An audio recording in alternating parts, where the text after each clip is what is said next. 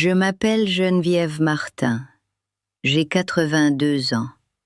J'ai passé plus de 40 ans comme médecin à Lyon, toute une vie à diagnostiquer des maladies et à résoudre des problèmes. Mais je suis complètement passée à côté de celle qui infectait lentement ma propre vie. Laissez-moi vous dire, elle était sournoise. Je suis devenue une donneuse de leçons condescendantes qui coupe court à toute conversation. J'ai poussé mon mari Bernard, mes amis et même mes 3 petits-enfants à peser soigneusement leurs mots en ma présence. Je le regrette plus que tout. Je regrette qu'en vieillissant, je sois devenue quelqu'un qui a cessé d'écouter vraiment, rejetant les gens que j'aimais, comme si mes décennies d'expérience m'avaient donné le monopole de la vérité. Cela m'a coûté des liens authentiques. J'ai troqué la curiosité contre la certitude et j'ai créé une distance silencieuse et solitaire dans mon mariage que j'ai confondue avec un silence confortable. Vieillir ne vous rend pas plus sage par défaut. Cela donne simplement des racines plus profondes à vos mauvaises habitudes. Laissez-moi vous raconter ce qui s'est passé. Cela n'a pas commencé par une grosse dispute. Cela a commencé par de minuscules corrections quotidiennes. Il y a environ 2 ans, j'ai commencé à remarquer un schéma chez moi. Bernard mentionnait un fait divers de la Croix-Rousse, notre petit coin de Lyon, et je disais immédiatement « Oh, j'ai lu un article plus détaillé à ce sujet ». Ce n'était pas pour discuter, c'était pour étaler mes informations supérieures. S'il suggérait une balade en voiture improvisée pour le week-end, je coupais court avec « La circulation sur l'A7 sera impossible, j'en suis sûre ». Ma certitude est devenue un mur. Je me disais que j'étais juste utile, que je partageais mon expérience. Mais la première véritable conséquence est venue de quelqu'un dont j'appréciais l'opinion plus que celle de n'importe quel patient. Ma petite fille Camille est une âme créative. Elle a apporté un bol en céramique de travers qu'elle avait fabriqué, les yeux brillants de cette fierté que seuls les enfants ont. Au lieu de simplement admirer ses efforts, je l'ai pris et je me suis lancée dans une mini-conférence. J'ai parlé des températures du four et de la chimie des émaux d'après un cours de poterie que j'avais suivi en 1978. Je l'ai vu se produire. J'ai vu la lumière s'éteindre dans ses yeux. Elle est passée de radieuse à éteinte en 1 seconde. Elle a juste dit « Cool, mamie » et a rangé le bol. Elle ne m'a plus montré une seule création depuis. Cela aurait dû être mon signal d'alarme. Mais j'étais trop occupée à avoir raison pour remarquer que j'étais désormais seule. Ce comportement a commencé à empoisonner ma vie sociale aussi. Bernard et moi avons une partie de cartes hebdomadaires avec nos voisins, Martine et Alain. Un soir, Martine racontait une histoire hilarante sur son fils. Je l'ai interrompue. J'ai levé le doigt et j'ai dit « Attends, c'était mardi ?» La pharmacie était fermée mardi pour inventaire. J'ai souligné cette incohérence chronologique mineure. La table est devenue silencieuse. Alain a ri nerveusement et a dit « Eh bien, le docteur Geneviève se souvient de tout. » Ce n'était pas un compliment, c'était une étiquette. À ce moment-là, j'ai cessé d'être Geneviève pour devenir un rôle, la vérificatrice des faits. Là, je sais tout. Même alors, je n'y ai pas prêté attention. J'étais médecin, la précision était mon métier. Mais la distance que je créais devenait un gouffre, surtout avec Bernard. Le mois dernier, j'ai demandé à Bernard de m'aider à réorganiser mes classeurs de collection de timbres. le passe-temps de toute une vie. Il y a passé des jours. Il sait à quel point j'aime mes timbres. Lorsqu'il m'a fièrement montré son nouveau système, ma réponse immédiate et spontanée a été « Ce n'est pas comme ça que j'aurais fait ». Je ne l'ai pas remercié. J'ai juste critiqué. Sa réaction n'a pas été celle que j'attendais. Il n'a pas argumenté. Il a juste fermé le classeur. Il m'a regardé avec une tristesse profonde et fatiguée et a dit doucement « Je sais, Geneviève, ça ne l'est jamais ». Puis il est sorti de la pièce. Cette phrase silencieuse et la défaite dans ses épaules m'ont frappé plus fort que n'importe quelle dispute criée ne pourrait jamais le faire. Pour la première fois, je n'ai pas seulement entendu mes mots, j'en ai ressenti l'impact. Ce moment a tourné en boucle dans mon esprit pendant des jours. J'ai commencé à m'écouter, et je n'ai pas aimé ce que j'ai entendu. Tout a culminé juste hier soir. Bernard et moi avons joué aux cartes hier soir, un jeu que nous partageons depuis 60 ans. J'ai gagné, haut la main. Mais alors que je battais les cartes pour la manche suivante, je l'ai vu. Il n'avait pas seulement de la malchance, il faisait délibérément de mauvais coups.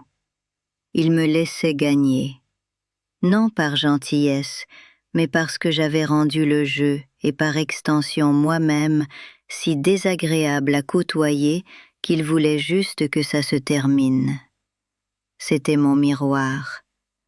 Dans sa reddition stratégique, j'ai enfin vu l'île solitaire et auto-construite que j'étais devenue.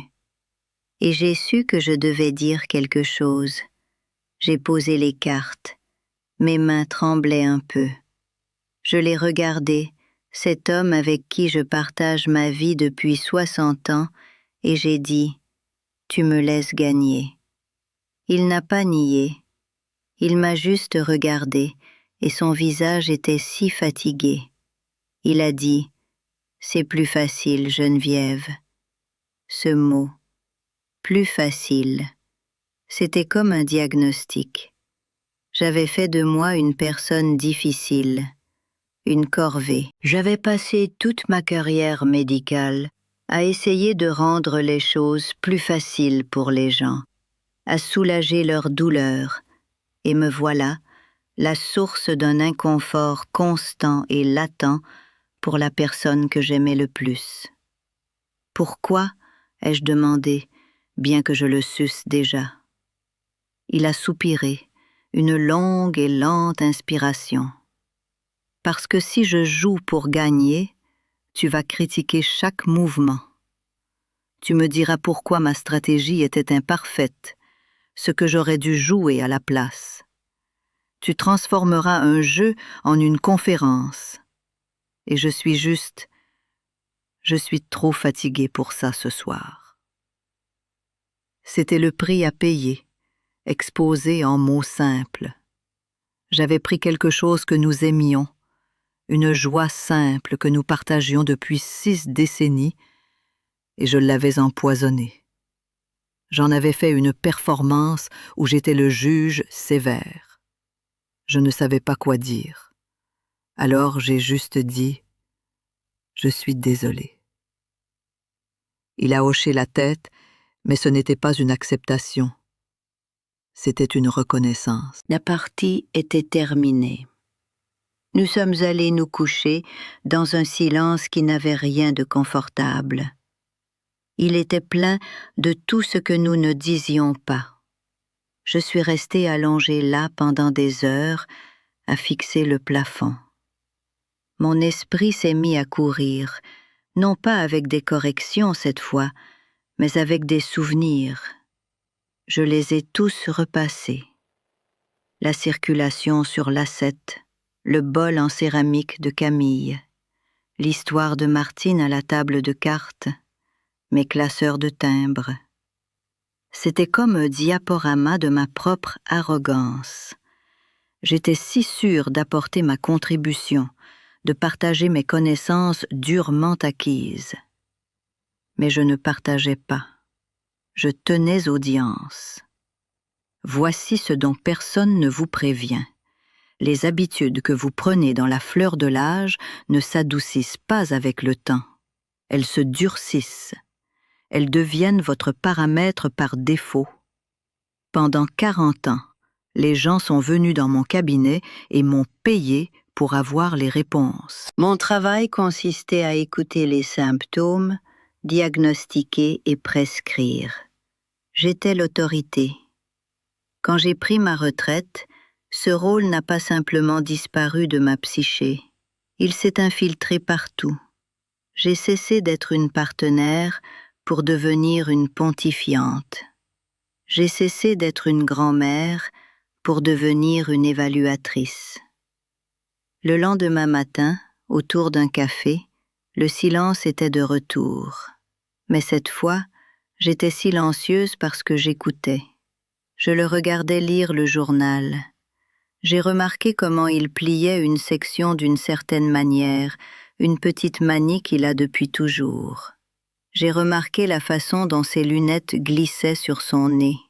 Des choses simples et ordinaires que j'avais cessé de voir vraiment parce que j'étais trop occupée à préparer mon prochain commentaire. Il a levé les yeux et m'a surprise en train de le regarder. « Quoi ?» a-t-il dit. L'ancienne moi aurait eu une observation toute prête. « Oh, je pensais juste à l'éditorial de la page 4. » Mais je ne l'ai pas fait. J'ai pris une inspiration. J'ai dit « Je pensais juste à quel point j'aime te regarder lire. » Il a eu l'air surpris, puis méfiant, comme si c'était une nouvelle tactique. Ça m'a blessée, mais je le méritais. Il a juste laissé échapper un petit « sans s'engager et est retourné à son journal. Mais ce fut le début, ma nouvelle pratique. C'était maladroit, comme essayer d'écrire de la main gauche. Mon instinct était toujours de combler le silence avec ma voix, de diriger la conversation. Je devais parfois me mordre physiquement la langue.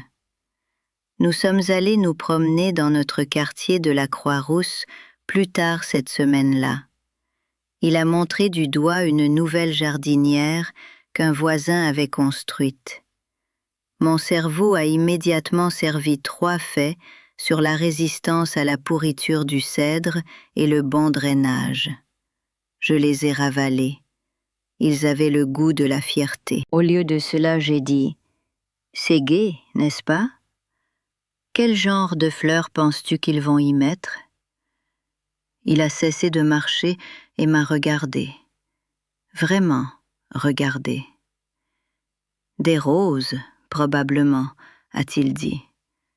Martine aime les roses. » C'est vrai, ai-je approuvé. Et nous avons continué à marcher. C'était un minuscule échange, rien de profond. Mais c'était une conversation, pas un monologue.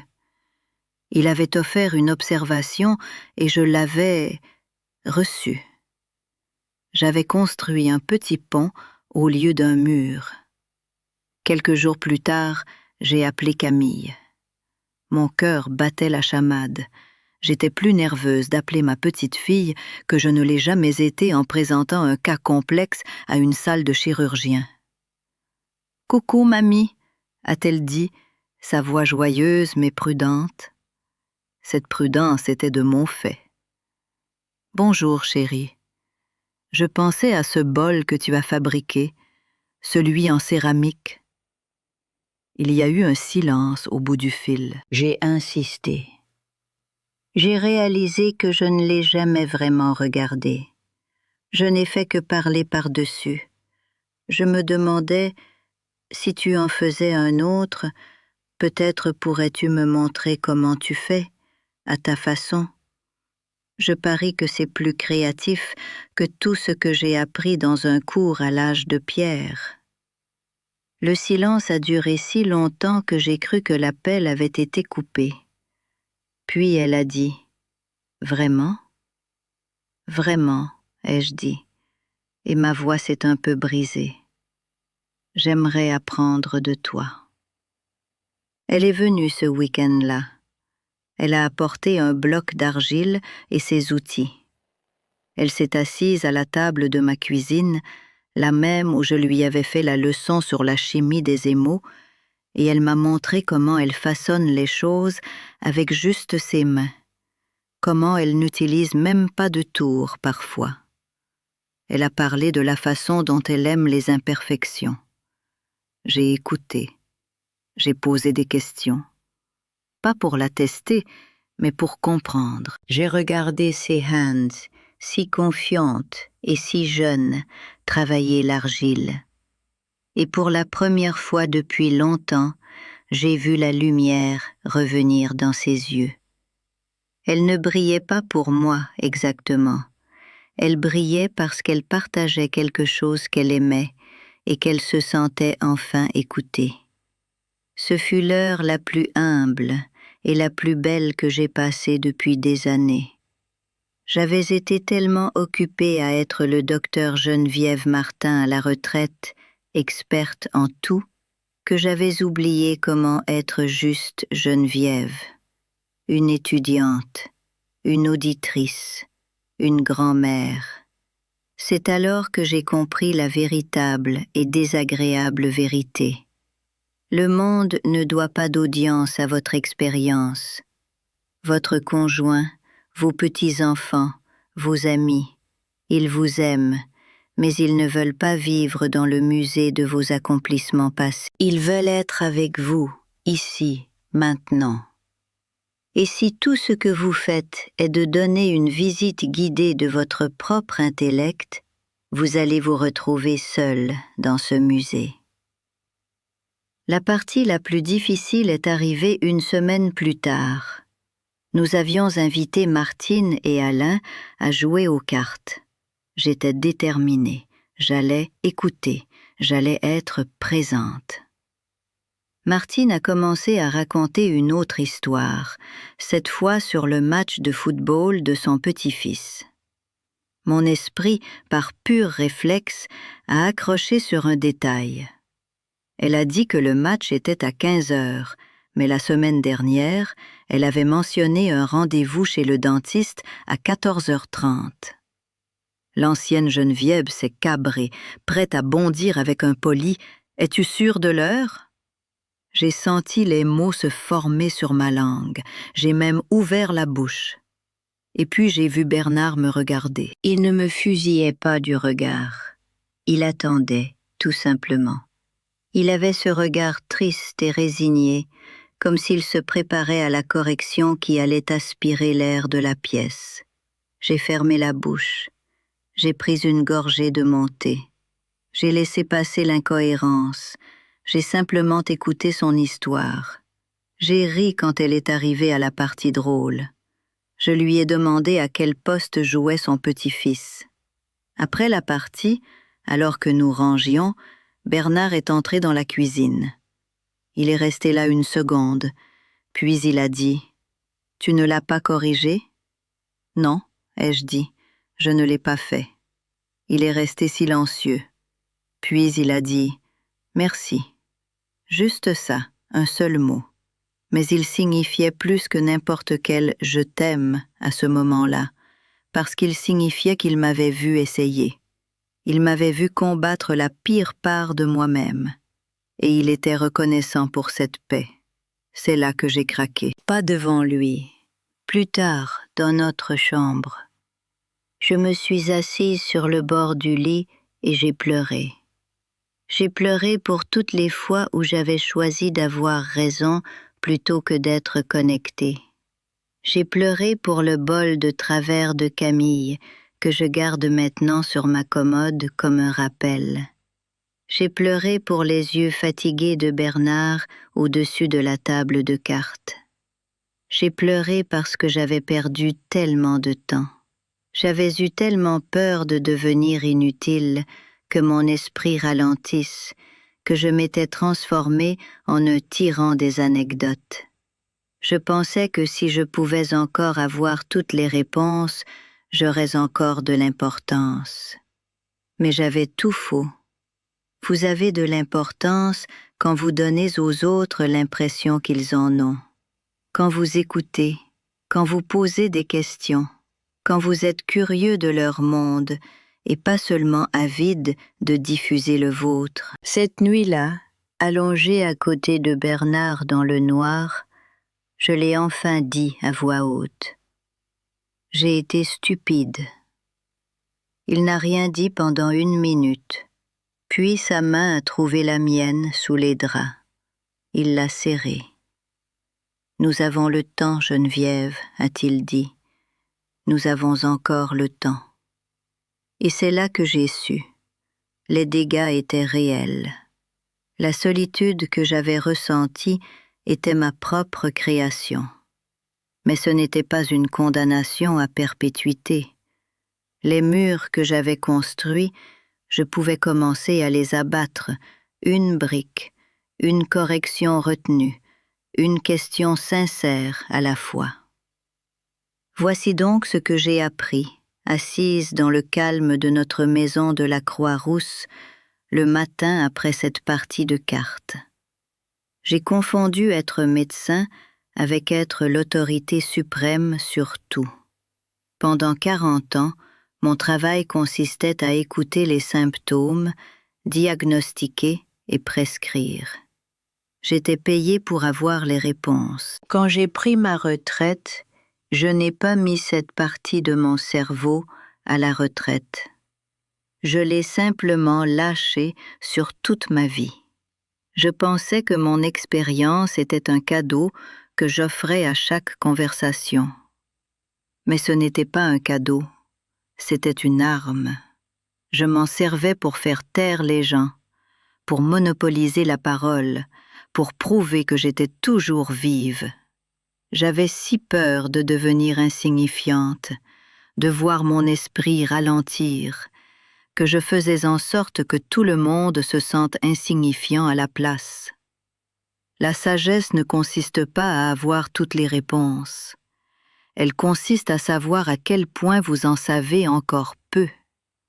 Chaque fois que je disais « en fait » ou « eh bien, d'après mon expérience », je ne partageais pas. Je construisais. Brique par brique, correction par correction, j'ai construit une petite île isolée dont j'étais la seule résidente. Bernard n'était pas sur cette île. Camille non plus. Martine et Alain non plus. Ils étaient sur le rivage, et je leur hurlais des leçons de l'autre côté de l'eau. La chose désagréable dont personne ne vous prévient est la suivante. Votre personnalité ne s'adoucit pas avec l'âge, elle se calcifie. Les habitudes que vous formez dans la fleur de l'âge, le besoin d'avoir raison, l'envie de diriger chaque conversation, se durcissent pour devenir votre mode par défaut. Vous ne remarquez même plus que vous le faites. Vous devenez simplement une je sais tout, et les gens qui vous aiment commencent à marcher sur des œufs. Ils cessent de partager leurs pensées, leurs histoires, leurs petits bols en céramique, parce que c'est plus facile que d'affronter vos commentaires non sollicités. Vous créez un silence, et vous appelez ça la paix. Mais ce n'est pas la paix. C'est une solitude que vous avez vous-même fabriquée. Voici donc mon conseil direct pour vous, que vous ayez mon âge ou que vous regardiez un parent le devenir. Prenez-vous sur le fait. C'est une sensation physique, cette démangeaison sur votre langue, quand quelqu'un parle et que votre cerveau formule déjà votre argument supérieur. C'est ce moment-là. C'est la croisée des chemins. Vous pouvez emprunter le chemin très fréquenté du « en fait » et regarder leur visage se fermer, ou vous pouvez prendre le nouveau chemin, le plus difficile. Vous pouvez vous arrêter, respirer, les laisser finir, et ensuite poser une question, juste une. Qu'en as-tu pensé ? Qu'est-ce que ça t'a fait ressentir? Dis-m'en plus. Votre histoire n'est pas la seule qui compte. En fait, à notre âge, nous avons raconté nos histoires 1000 fois. La véritable joie, la véritable connexion réside dans l'écoute des leurs. Demandez à Bernard. Je m'y exerce tous les jours. Quand il mentionne un article de presse maintenant, je dis « Quel est ton avis là-dessus ?» et j'écoute. Je n'attends pas seulement mon tour pour parler. J'écoute pour l'entendre. C'est gênant. J'ai l'impression de réapprendre à marcher.